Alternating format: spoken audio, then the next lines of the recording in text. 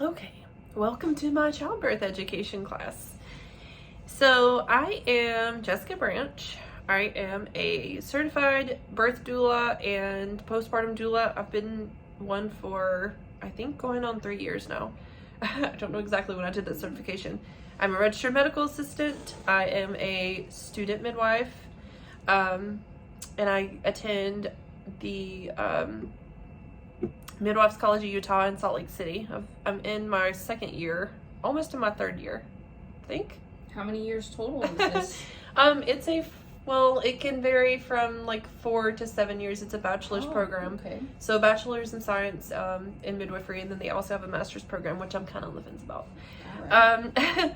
But right now I'm kind of ready to be done with school, to be honest. Oh, yeah. So I'm in phase 2. There's 3 phases. So there's like the observation phase where you're watching births kind of just to get a feel for it. And then you're in the assist phase. That's where I'm at right now, where I'm assisting with births. So I actually get to deliver babies now. Oh, fun. And then the 3rd phase, you're the primary midwife. So anyways, I am certified basic life support. So like CPR, and then neonatal resuscitation, which is for the babies, like resuscitation program for the babies. It's a pretty extensive, Great. thing. I work at the Midwife's Kitchen here in Yuma, Arizona, which is the only freestanding birth center in our area, and my preceptor is the only out of hospital birth midwife in the area. Gosh, that was kind of a mouthful. Yeah. She worked at the birth center. She worked at the hospital here for about 30 years, and then she decided to open up her own birth center. So I volunteered with Operation Doula. Have you ever heard of that? No. Operation Doula is like a program for military families. So it was kind of born out of the need for because there was people giving birth by themselves because their spouses were deployed and things like that. Oh, wow, okay. And then you're living in an area where there's no family Where you and have no support. friends. Yeah. And, okay, great. So Operation Doula was born out of that, and I've supported a lot of births through that.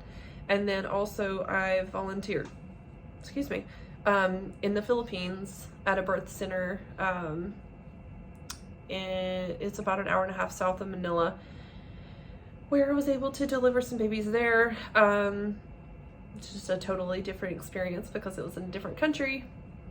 So I've been doing birth work for about, I don't know, only a few years, not very long, but I was able to have my son at home, and that kind of changed my whole outlook on birth and how it's not necessarily medical, and healthcare.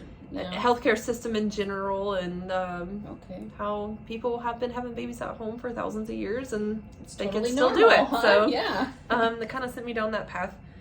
So I've done a lot of things here in the last few years, at least, just working toward becoming a student midwife, and now I am working toward becoming a certified childbirth educator, just to help another stepping stone to being able to educate people on their choices and what to expect during labor and the postpartum period and with their babies and breastfeeding and all of those things. So it's a lot of content to cover. I look forward to it.